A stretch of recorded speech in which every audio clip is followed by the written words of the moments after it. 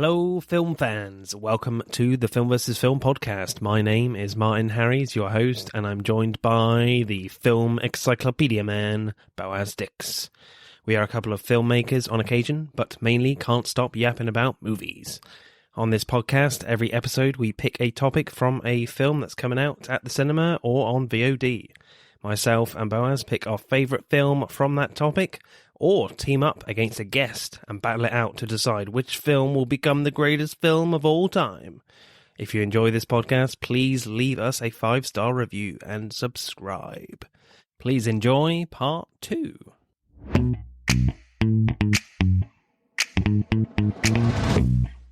Hello, we are back, people, and as always, at the start of our part 2 of the episode, I have a look at your Instagram responses from last episode's topic, and I asked you, what's your favourite heist film? That's what we covered.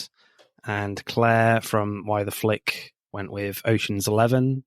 That's a great one there. One of us is bored. Sam said Baby Driver. Anton Kinelove said On the Crest of a Wave. Haven't seen that one. Sounds interesting. And the Movie Boners said, so many good options, but I'm going with Inside Man. Have you guys got a heist film of choice? I like Inception.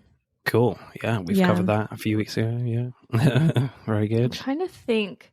There's one about like a magician. Is it Now You See Me? Is that a heist movie? I might have made it up. Don't know. It's not a great movie, but not good in my opinion. But yeah, I'm not a big Jesse Eisenberg fan. Oh, really? He does annoy me a little bit. I like him. I think he's good and stuff. Okay. I love The Social Network. That's one of my favorite movies. Oh yeah. That's a very good film. Yeah. But he's also meant to annoy you in that movie, so maybe that's why you can get over it. Yeah. Right. Let's get on to my choice then for weird films. So my choice is Altered States from 1980. Directed by Ken Russell, starring William Hurt. I believe it's one of his first roles for William Hurt. Yeah, this is a very, very out there choice. I remember seeing a Blu-ray disc, like on my dad's shelf, a very basic poster, and with the title saying Altered States, I was like, this sounds really intriguing. Not a lot of imagery here on the poster. This has got to be really kind of cool. So, and then I watched it and I was like, wow, what have I just watched? Yeah, this one stuck with me for a while. I think I didn't see it that young. Yeah, probably early 20s, probably. At points, it does seem like it goes into like the avant-garde territory of just like, what the hell is going on? None of these images don't make any sense. But I kind of just really loved the ambition of this film, and how it really swings for the fences, doesn't pull its punches at all. Rewatching it for this, there's definitely issues here. I mean, I didn't pick this because I thought it was an amazing film. I was just like, this is an amazing experience. So what happens in Altered States? Well, we follow a character called Eddie, played by Eddie Jessup, played by William Hurt, and he's a psychophysiologist and experiments with drugs and a sensory deprivation tank, and has visions he believes are genetic memories. And from there, he's so passionate and obsessed about this whole thing and these experiments. And there's things about like body horror, like are these experiments like messing with his own genetics. And then from there, it's like, can he like see the truth of the universe? And there's a love story in there as well. So yeah, this is quite wacky and bold. I'm very fascinated to hear your thoughts. Yeah, it definitely fits the theme of weird movie. Yeah. Initial reactions, Liz? You can say you hated it if you want. That's fine. Yeah. This was another one that was just not my cup of tea. I did enjoy watching it. There were a couple times that I got like the feeling kind of nostalgia from other movies I've seen, which was cool. I always appreciate like older movies when they're able to use like effects, whether they're practical effects or special effects, and just seeing like how far it's come since then, because we're almost I guess we're 43 years since this movie came out, so just seeing how far technology has progressed. Yeah, I didn't hate it, but it was not my favorite thing ever. Courtney? This movie, like, to be perfectly honest, like didn't sit very well with me. And I think so I think there's two parts to this movie. There's like the hallucinations and him experimenting with the sensory deprivation tanks, and like then when he gets on mushrooms and he's doing it, like that's a whole thing, right? And like I thought all the bits where you got the hallucinations, like some of those were like you would just had your eyes like staring at the TV like, oh my God, what is happening? But I think the story is supposed to be a love story. Like it's based on a book. And I really didn't like the love story. I thought it was a little bit like masochistic, and it made me like feel really uncomfy inside. And so like watching it from that lens, like it kind of made me like a little angry. And so that is kind of a lens that I watched it with. But there's definitely a lot of interesting stuff in this movie to talk about. So I think we'll still have a really good discussion. Yeah, so my initial reactions when I first saw it, it was just kind of, what the hell have I just watched?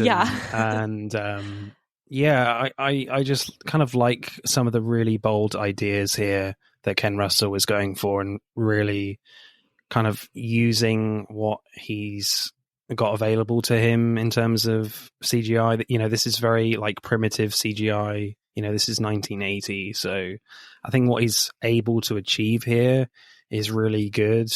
And you were talking about a nostalgic stuff, like there's a lot of like poltergeist stuff in here and things like that. There is definitely some early like 80s horror stuff in here, which I definitely appreciated.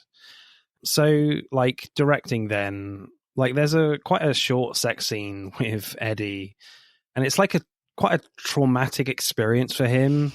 With this very dramatic music. And when he talks to Emily, Blair Brown's character, and he says that he was thinking about Christ and crucifixions, and tells a story about that his father died of cancer, and that he would go home after school and sit with his dad in hospital, and he whispered the word terrible to him. Then the next time he goes in the tank, you see what he says to Emily, but it's a lot weirder. There's a crucifixion, but the man's head is a goat with 7 eyes. His dad seems to die and then come back to life with a picture of Christ on his head, throws it off and it burns. And there's some really fast editing going on, mixing all these images together. And you're like, bloody hell, we're only 15 minutes into the film. What's the rest of this movie going to be like? So, I mean, it doesn't really pull its punches right from the start, I would say. And I think there's some really subtle things as well. Like there's a little party scene in the first 10 minutes. And when William Hurt's character like comes in, when the door opens, like it's a completely white background. Yeah. And there's even a close-up shot on him and it's completely white. And it's just like, okay, there's no like street level scenery outside or anything, or, a corridor of an apartment. Nothing. It's just bright white. I don't know if that's just like a precursor to what happens way later on in the movie. But yeah, I found that really intriguing as well. Yeah, I think the directing is very interesting. One thing I noticed is that like any moment that there was dialogue, it was really, really fast. And there was always like a lot going on. Like it was always during a party and people were moving around, or like nobody sat still in this movie very much. And they were always yelling. Okay. Are we going to get into the yelling now? The yelling was like a lot for me. Okay. I thought it was really unnecessary that everyone was yelling the whole time. So I think that was a really poor directing choice. Right. Yeah, because there are moments where you can't like hear what each other is saying. So you end up just trying to focus on one of them. Yeah, that was a little frustrating for me as well, I must say. Yeah. So I was mentioning before that the film is based on a book. And Liz, I feel like you're probably about to say this, but the author like disowned the movie after it was made. Right. And it's interesting because it actually follows like the dialogue from in the book like pretty well, but he didn't like how they made everybody yelling the lines. And he said it changed the story. And I kind of agree with that because like it's supposed to be a love story, but then we're just getting like yelled at the whole time. And I feel like it kind of like William Hurt is just yelling at Emily Jessup like the entire movie. And so I don't I kind of was like, he's just being mean to her. Like I didn't really feel like the passion was there, that if he had delivered the lines a little bit more calmly, it could have been there. It's interesting that you say that, because I think it goes into maybe this idea that Eddie is like so obsessed with what he's trying to achieve, and like nothing else matters in his opinion. You know, there's a little scene where they decide to get married, and he's like, "Yeah, if you want to get married, yeah, sure, let's do it." Yeah, it's like a second thought, even though it's still it should be a big deal for both of them, and it definitely is for Emily. And I'll get to this in screenplay as well, but like there comes a point where I think they kind of remember it's a love story as well, and like, oh yeah, we need to do this as well at the end to tie things up together. Yeah, but as far as like directing wise goes, I think the choice to be yelling throughout, like I think it, to your point, Martin, it definitely was probably because they were just trying to make like Eddie seem really passionate about like him trying to get to what do they call it, like the whatever the state was before, like primal or something, before life. Yeah. And like he was just so passionate about it, but I feel like it kind of made him seem like crazy. It was just aggressive. Aggressive. Yeah, it could have been toned down a little bit. Yeah, like I think he could have had the same effect if everybody wasn't yelling the whole time. All right. I love the mushroom trip scene in Mexico, like when Eddie is like hallucinating, and it's not as disturbing as the first one for me. But there's amazing imagery, like this Day of the Dead ceremony with fireworks going everywhere, and it's all cut together with Eddie and Emily at this tea party, like they're in Picnic at Hanging Rock, the Peter Weir film, but miniature, because like the yellow flowers in the background are massive. You know, there are snakes and lizards, and it's cut together like really quickly again. There's a long sequence where Emily is like posing naked like a lizard, and they both get covered in dust in this storm, which seems like a long time until they look like the surface of the moon, frankly. And there's this like massive silhouette of a giant mushroom, which made me laugh, and I feel like spoiled a good sequence for me. I'm like, do we really need a massive mushroom monument of a mushroom in silhouette? I'm like, okay, you've made your point.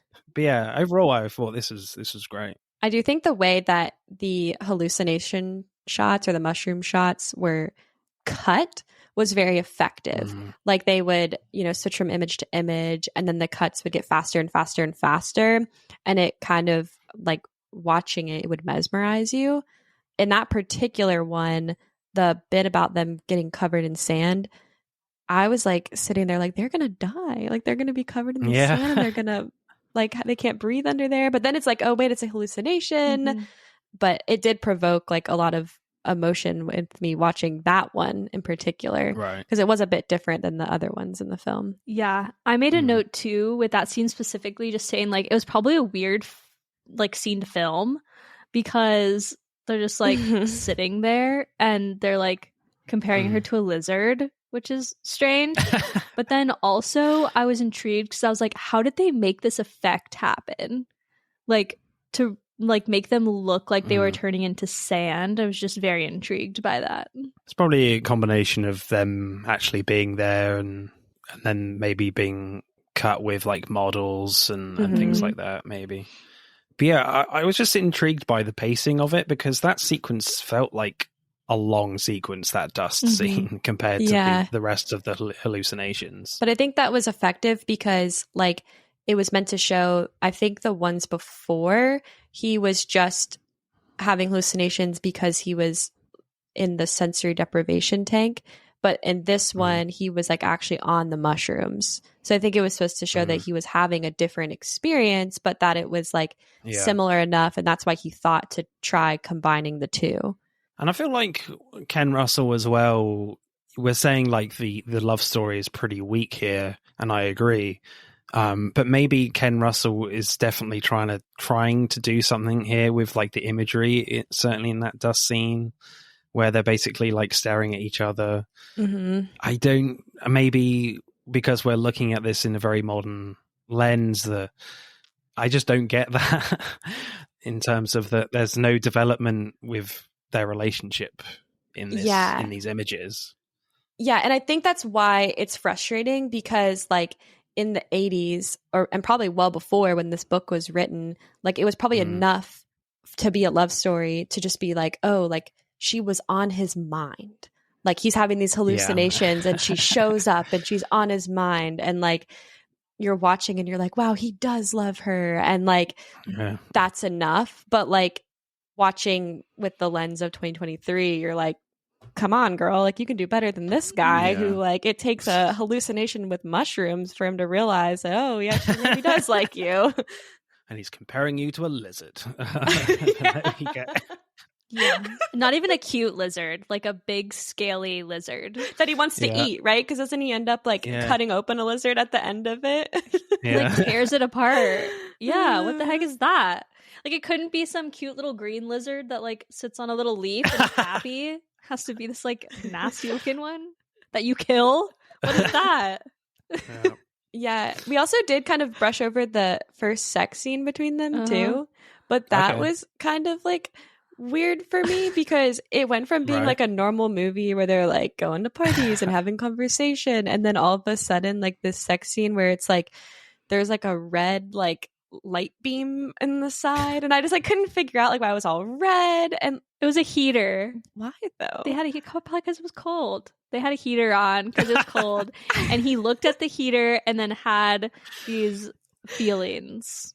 And they were always so sweaty. Like, why were they so sweaty? It's got to be a heater then. You know. He was sweaty. Let's clean this up. He was sweaty, and I think it's because he was like having all of these emotions and going through all these feelings, and like he was probably stressed out. Well, he was traumatized. This is a traumatic moment for him, apparently. Getting cold sweats while having sex. That's the new one. The sequence where Eddie turns into an ape is very out there, and I think definitely could lose people. And it's very crazy. That was actually my favorite sequence. Same. Really? Okay. Yeah, and I thought he was like supposed to be like a Neanderthal, but with the dogs and like him like running around, like I actually enjoyed that part of the movie. It was probably my favorite part of the movie. All right. It wasn't really my favorite, if I'm honest.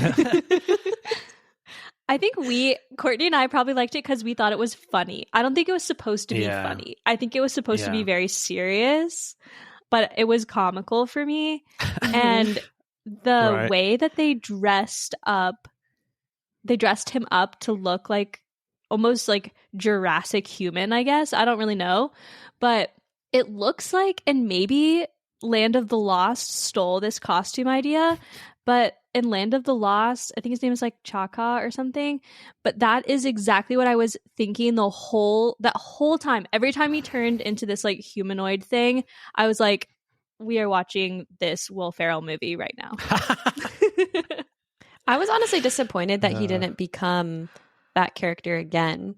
Like that he just kept going back and back further in time. Like I was hoping that he would come out of the isolation tank like as that beast, and I was like, dang.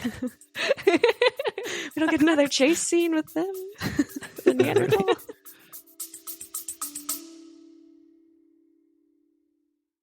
Hey, I'm James Lovino, and I'm here to tell you about Alternate Sides, a movie podcast with a twist.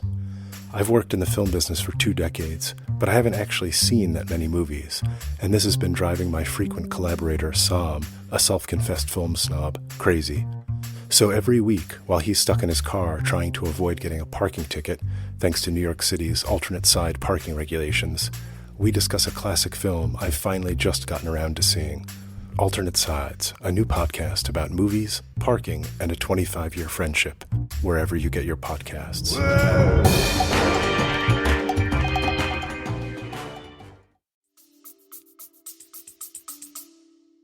I feel like the sequence to me didn't really match the idea that they were going for, and compared to some of the other crazy sequences we've already seen, it didn't really match up to that. But it starts with very little suspense. Like, you see an ape arm come out of the tank fairly quickly. But I love, like, the jump scare where the janitor hears a noise and looks at the tank through the window, like, sees nothing there, but then opens the door and there he is. Out pops the ape. I thought that was pretty effective. But yeah, I thought it was effective too. I thought the way that he ran and moved was really effective. It was so scary. Like, he was so fast. And, like, the way that his body moved, I was like, oh. Like, I can't imagine, like, being the 2 security guard guys and, like, the first one having seen that and then be like, oh, yeah, let's just go in here in the basement with all the pipes and, like, go looking for him. Let's go back and check it out. Just lock it in. Leave it in there. Like, with a stick. All they had was a stick to bat him. Not guns. Yeah. And then the policemen came and all they had were sticks. I was like, in a modern movie, this would never go. That ape would be shot like so fast. Yeah. But there's like a great wide shot as the ape is chasing the janitor down the corridor before he locks the door.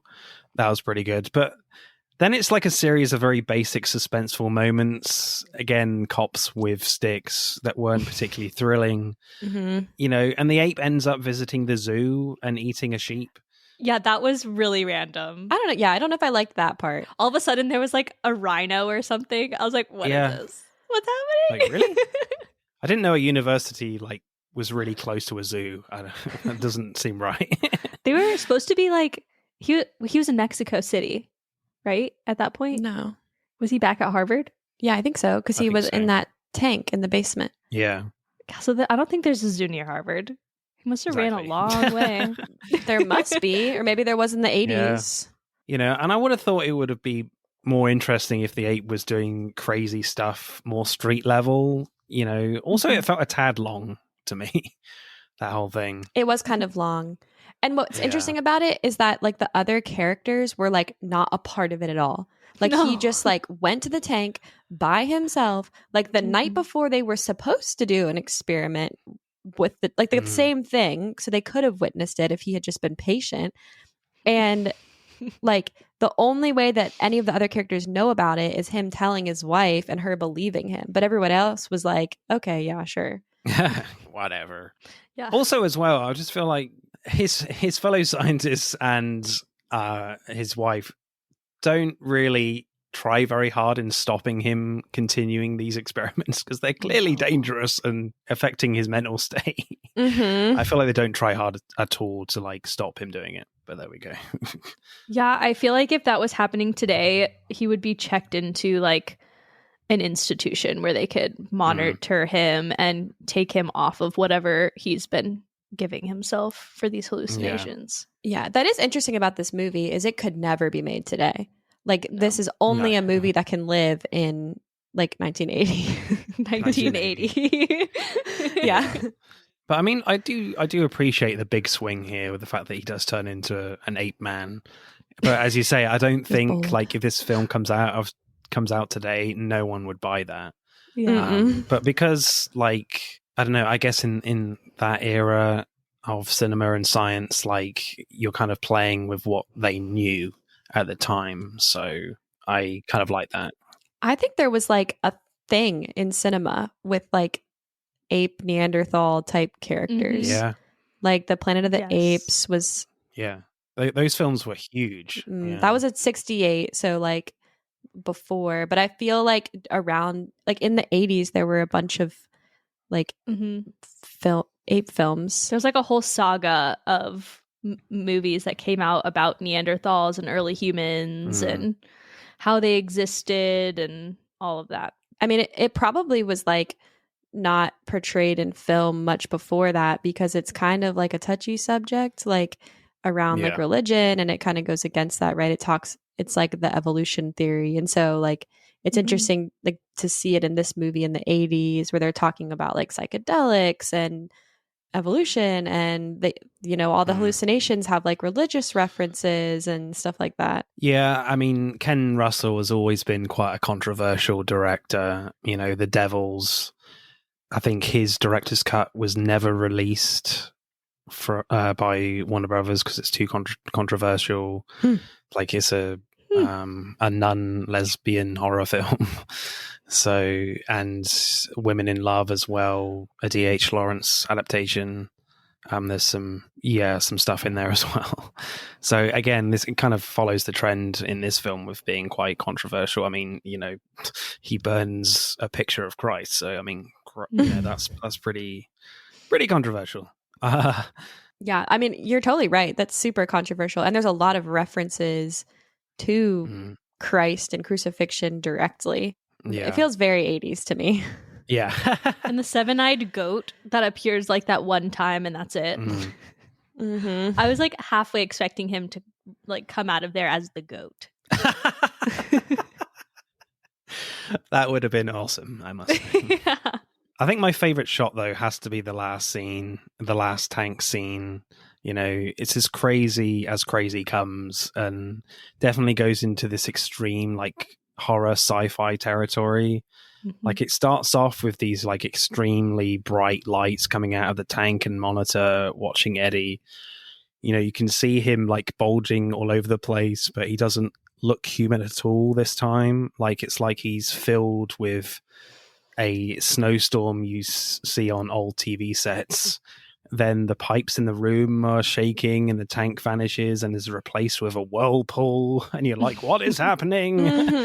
And it becomes very avant-garde with these combinations of weird, colorful images, of odd sounds that don't really seem to connect to anything, but to give you this sense of awe.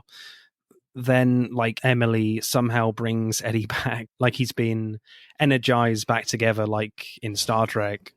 You know, thematically the film goes to this, I would say, ungraspable idea of finding out what the beginning of the universe was like.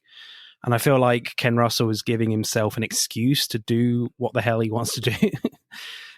Special effects wise, you know, that's not necessarily a criticism, but I think if you've made it this far into the film, you just kind of go with it. And I went with it and I kind of loved it. Yeah, I agree with that last thing that you said about just going with it, because like I went into that scene thinking he was going to become the Neanderthal again.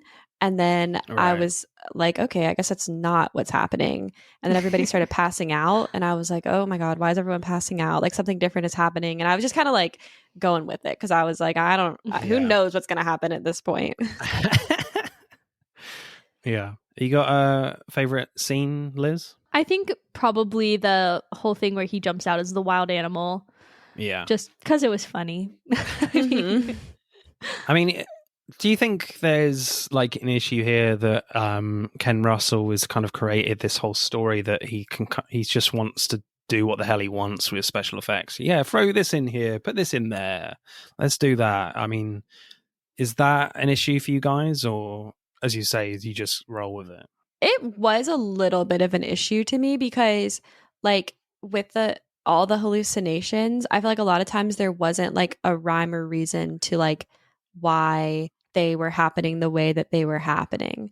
Like, yeah, I think I had a hard time connecting some of the stuff that you did with like his, I guess, like childhood or like past traumas to like what was happening in the hallucinations, because they felt so random and disjointed. And I think they kind of were disjointed because like they had shots from like other movies in there, and like sometimes they would break. Like I think there was like a bit where there was like a green screen and like you saw William Hurt like just in front of the green screen and stuff happening behind him, and it kind of broke like from what was happening during the rest of it. But I think like looking at it in hindsight, like I kind of get it now, so it makes a little bit more sense. But like during the watch, it was definitely like a little bit confusing for me. The hallucinations and all the random stuff going on, I don't know if either of you have seen this movie, but Suspiria is like what came to mind. And I haven't seen the original, but I know that was done in the 70s. And from what I hear, the remake is very like true to the original. And so it coming out around the same time, I think that's kind of like what they were doing. They were throwing really all these like new effects to try and like grab audiences and also to keep people entertained. But I'm sure there's an element of that that's just like, this is so cool, like I want to use it if I can, kind of thing. I think with Suspiria, the original one, like Dario Argento's work, it's very colorful and bright, but I feel like there's definite like narrative there of like what's going on in the context of the film, whereas this at times, like the only real like narrative in these hallucination scenes are just like the image work with Eddie and Emily. But again, that's like very basic level of trying to like elevate their relationship. And as we said, it doesn't quite work, I don't think. But everything else is just like throwing crap at the screen. Yeah. And at the end, I definitely think it lost me. Like when he pulls in Emily to his hallucination and he touches her and then she becomes like part of it, I was like a lava girl. Lava girl. That lost me, because everything up until then I was like, okay, it makes sense, like the progression of his hallucinations with this mushroom stuff. But like that one, it didn't make any sense to me, like how she would get pulled into it. Yeah, I didn't really understand that either. I guess maybe she was just affected by William Hurt's like constant changing of altered states. Yeah. I don't know. I guess it was to show too that like the hallucinations had externalized. So like they externalized so much so, and then he became like the primal version of himself, and then they externalized beyond himself. I guess that's like the next place to go. But didn't make sense to me. No. I thought he was still hallucinating when he like touched her and she became Lava Girl. That could be it too. I thought that was like part of his hallucination. That makes sense. Right. Because then all of a sudden, like everything was fine. Yeah, it definitely felt that she was very much affected by what was going on. Courtney, have you said your favorite scene or shot? Yeah, I think mine was definitely the Neanderthal sequence. Okay. Yeah, for sure. What, because it was funny as well? Or? I thought it was intriguing. I liked the parts when he was like in the basement and like swinging up in the pipes and like running. I thought he was like, he kind of looked like legitimately scary.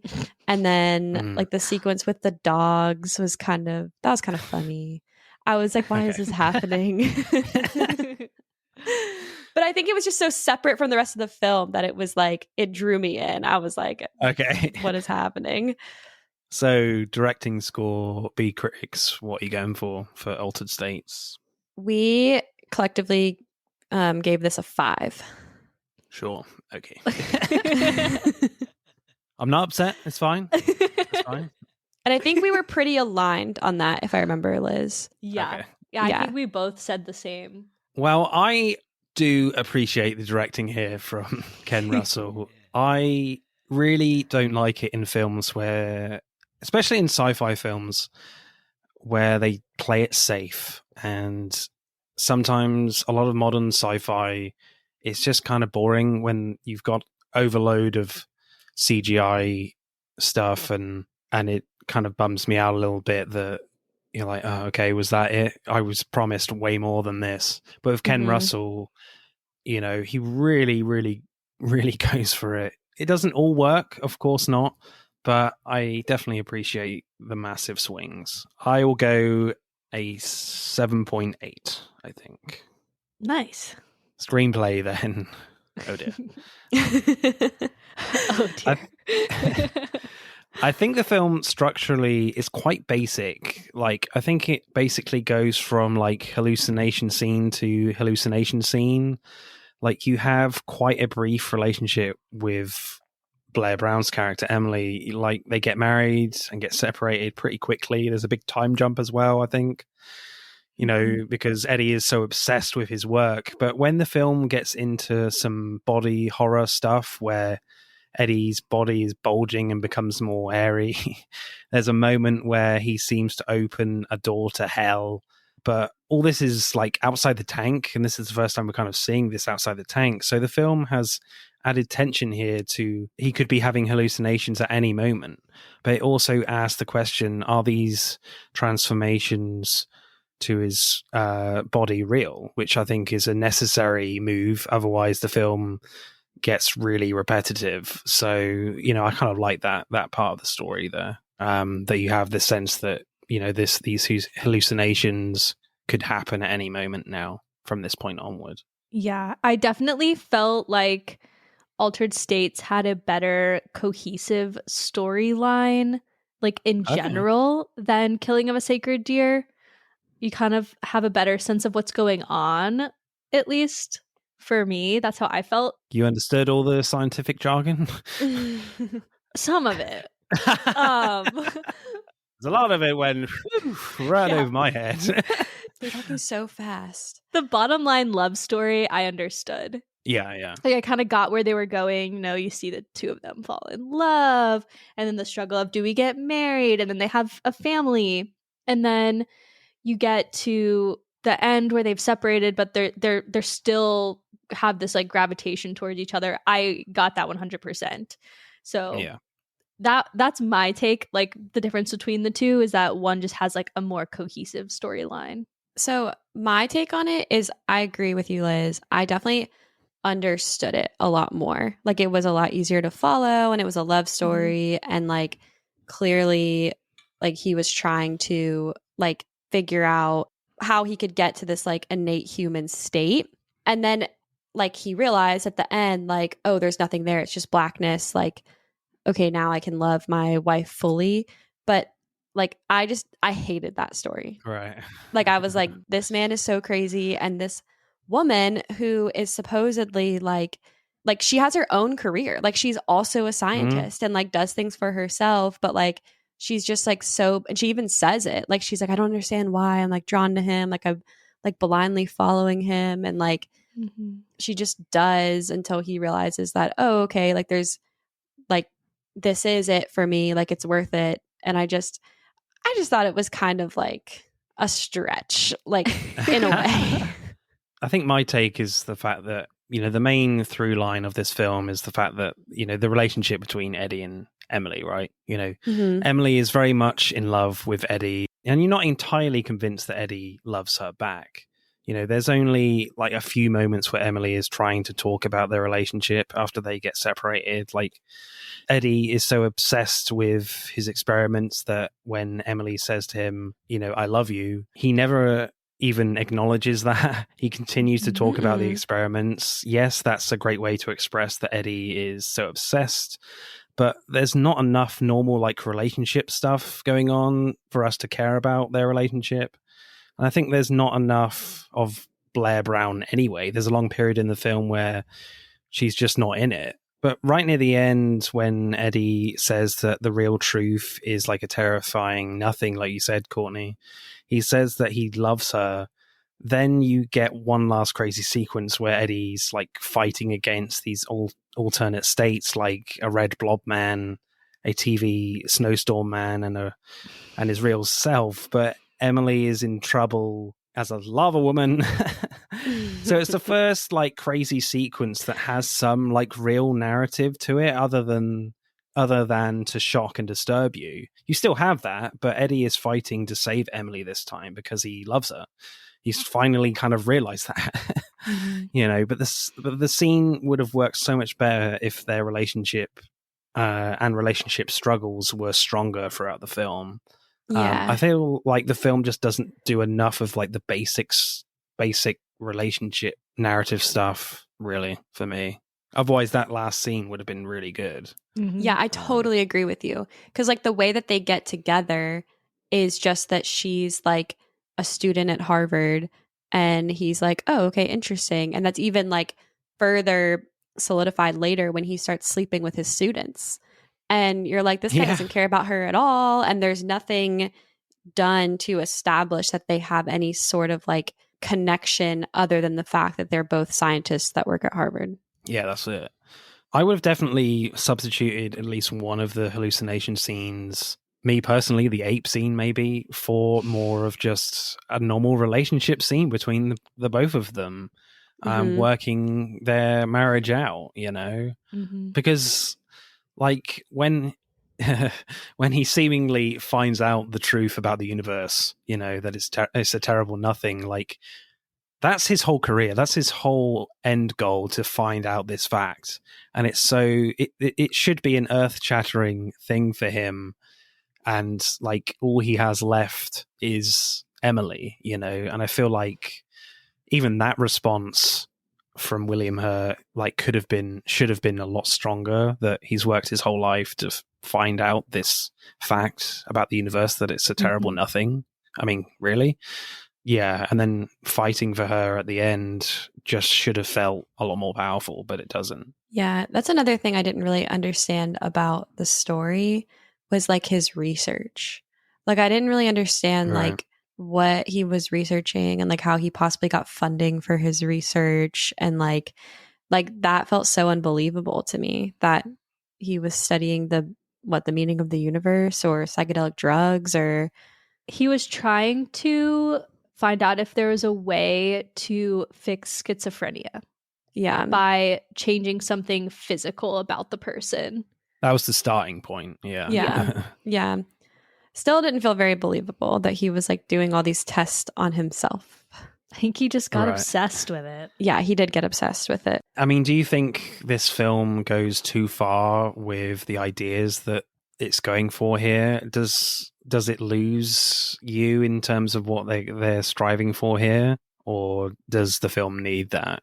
Would you have preferred it to stick with like solving this schizophrenia thing, or you know, because I mean, it goes from that to like having genetic manipulation from memories from an atomic level to finding out about the truth of the universe. I mean, that's some huge ideas that this film is trying to explore. I mean, would you have liked to have seen the film maybe tone it down a little bit in those terms? Or I think they should have just explained how it got from one point to the next. Like all of a sudden, like he was working with schizophrenia patients, and then all of a sudden he was like, I get the wanting to like experience it yourself. Totally understand that. But then all of a sudden he's like, I can change my physical being based on like these atoms that date back to whatever. And you're like, okay, but why? Like, what does this have to do with, like, why are you passionate about this? Like, we thought you were passionate about helping mentally ill patients. So they just didn't do a good job explaining how he got from one place to the next. I think it could be just this obsession thing of the fact that he's never satisfied. There's always another question to be answered. I think that's maybe what the film was going for with William Hurt's character.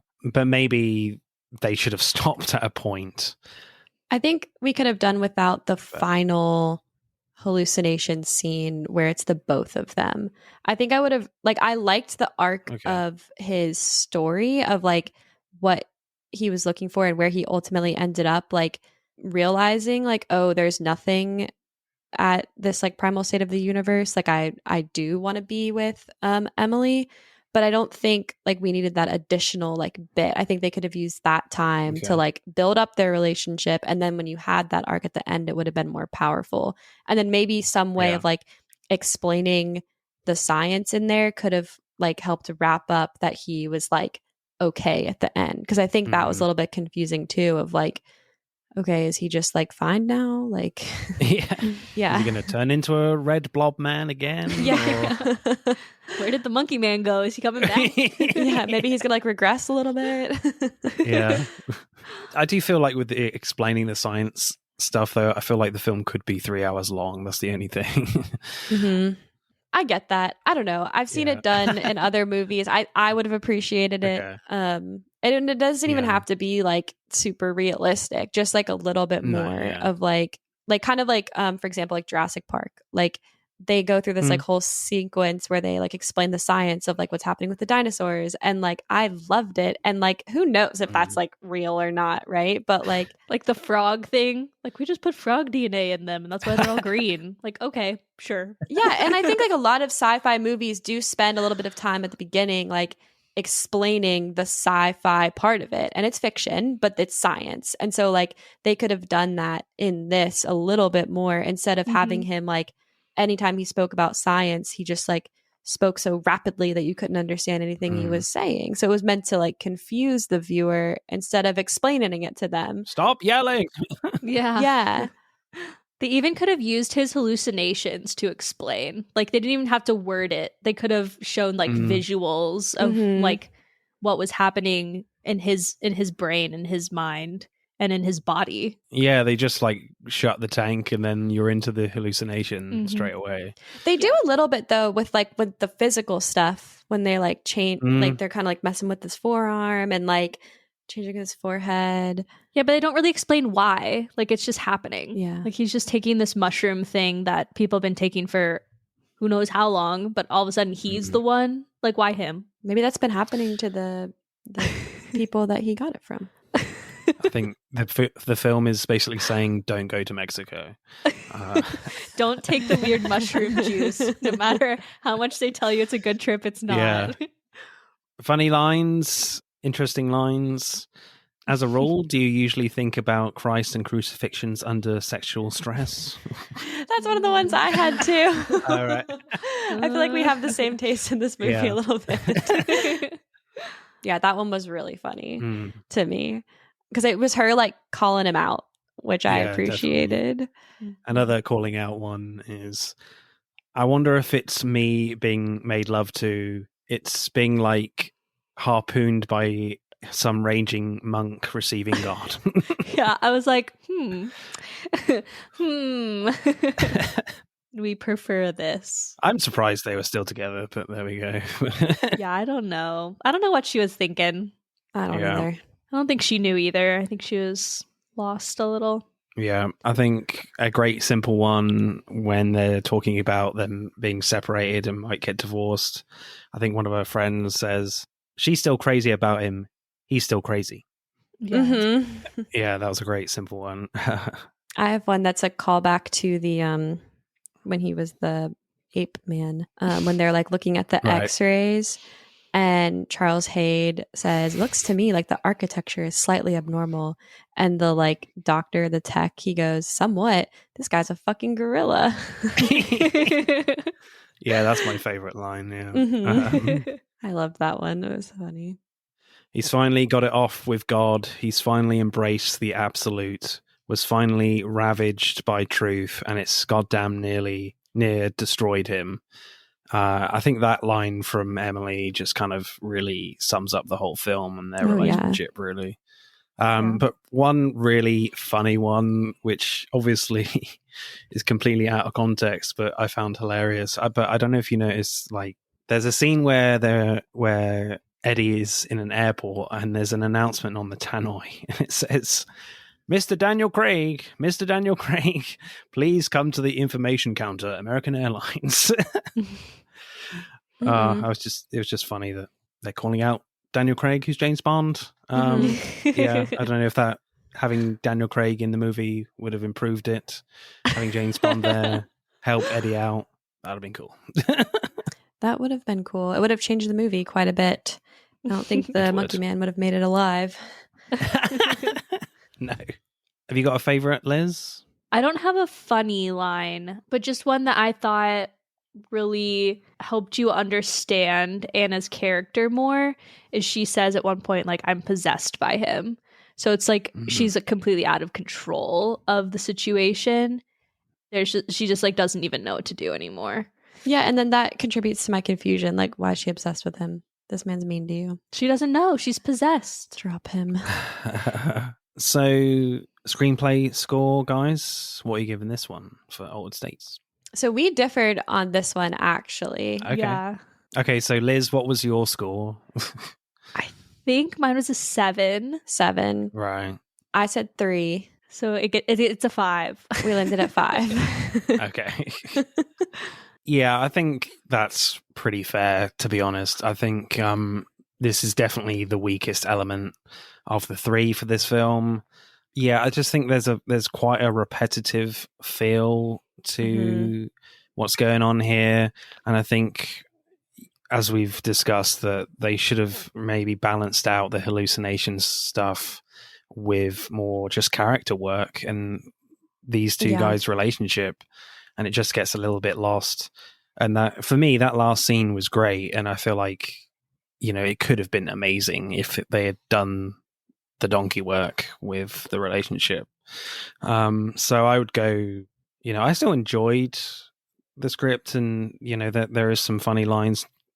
Nothing as funny as like the killing of a sacred deer, absolutely not. But so I'll go like a 6.2, I think.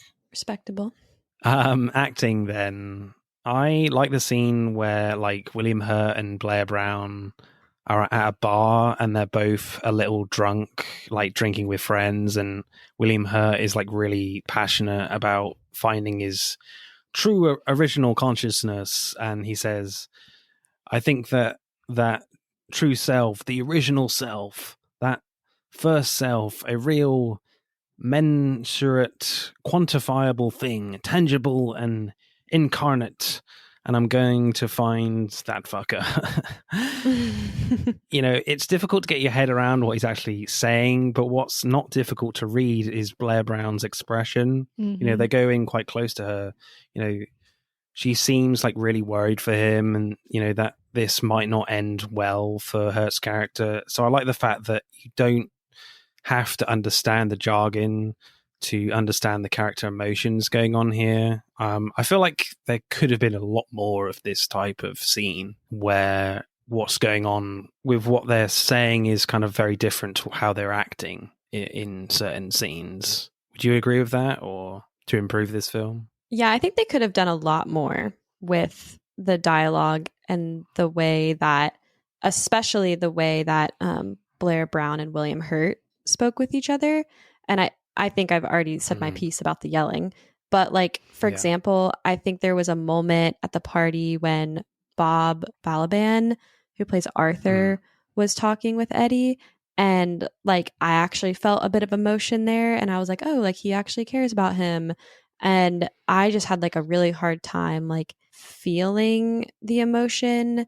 And I think maybe that was a little bit on purpose. Like William Hurt wasn't meant to have a lot of emotion.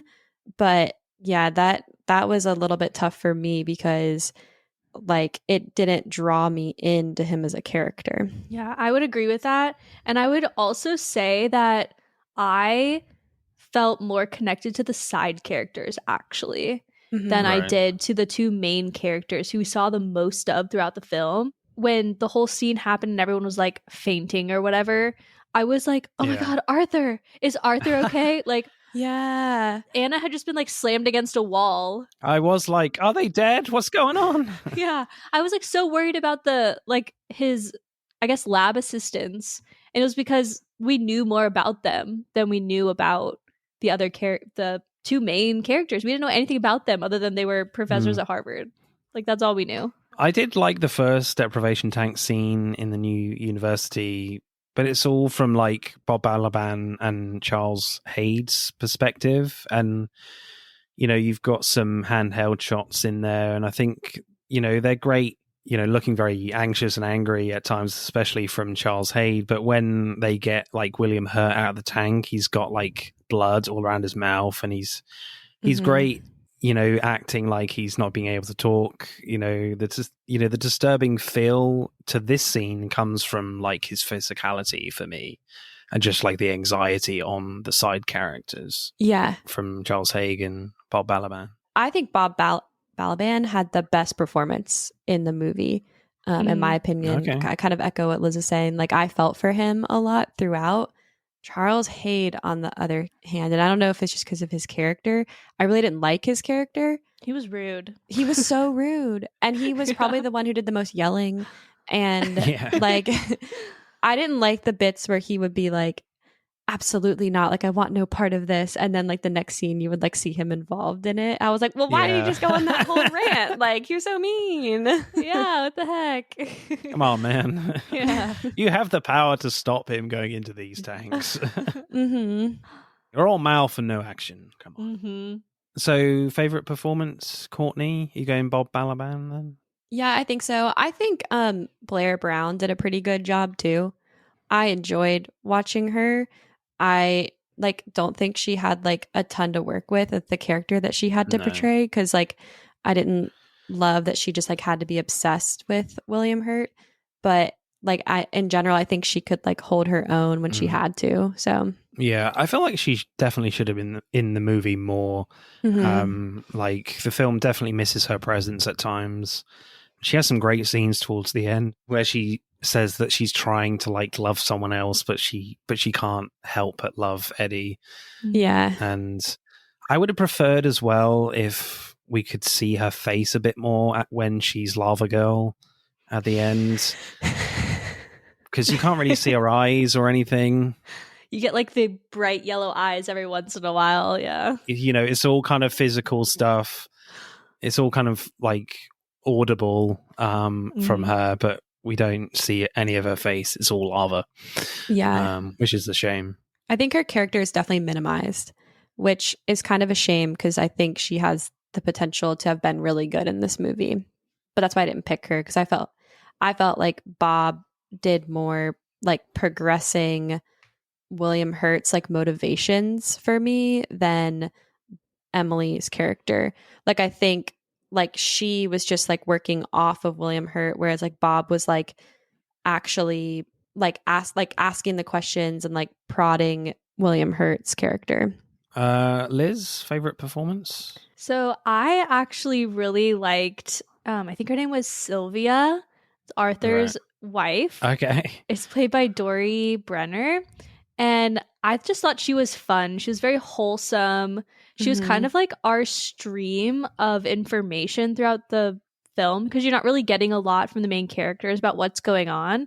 But like she's the one that said they were getting a divorce. And every time she's around, like things are happening. And I don't know. I was always very interested in her.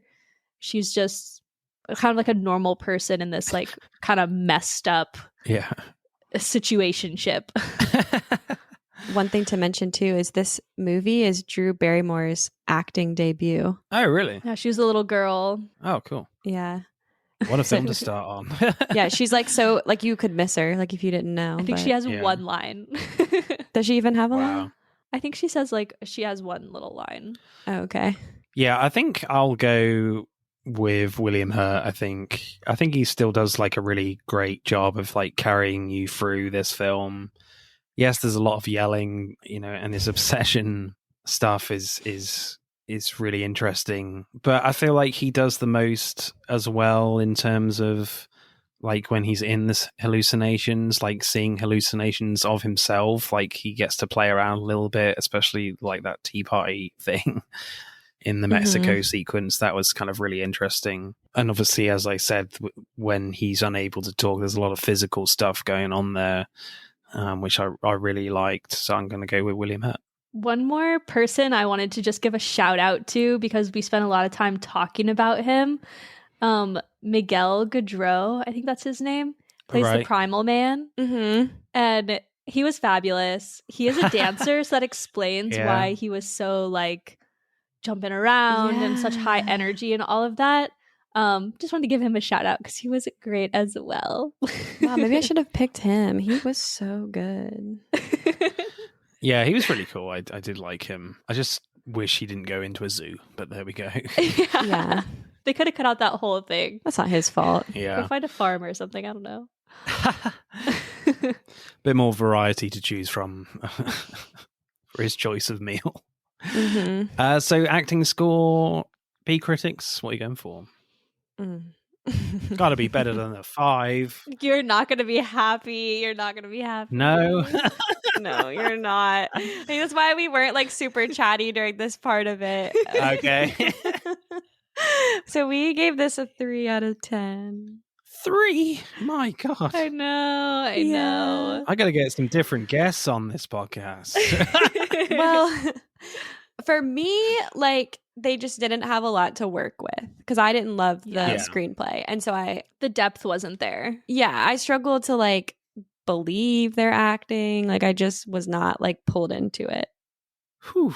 So I think I liked William Hurt and the Monkey Man. You know, they were great. There's some really interesting moments here.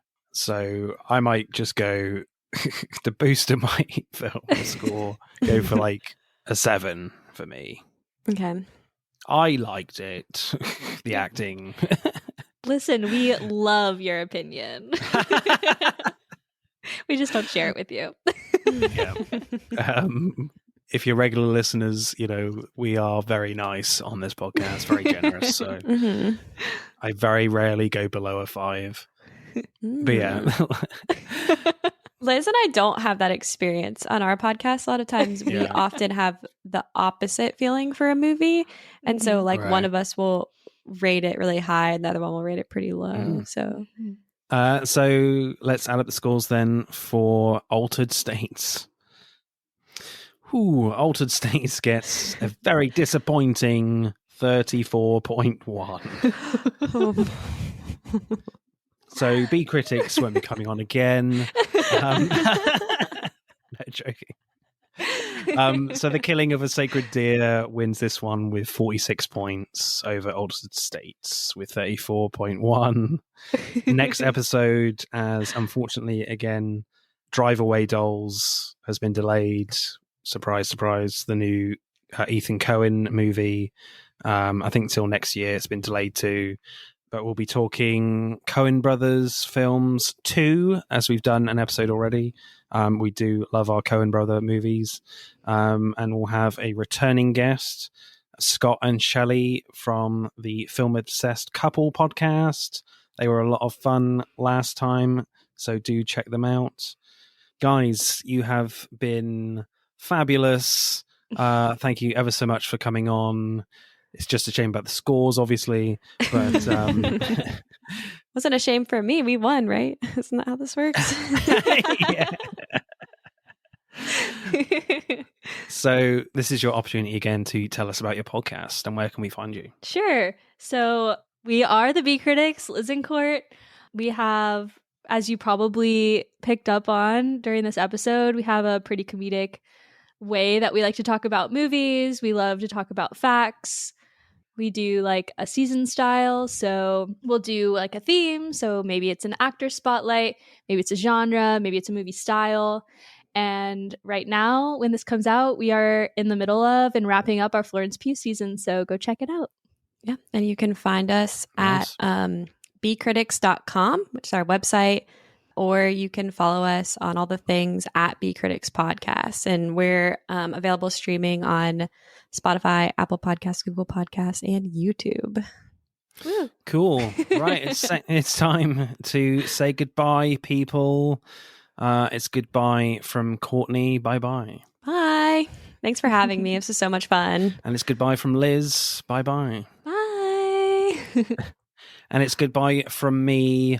I am going to avoid mushroom soup at all costs. Bye-bye. Especially from Mexico. Bye.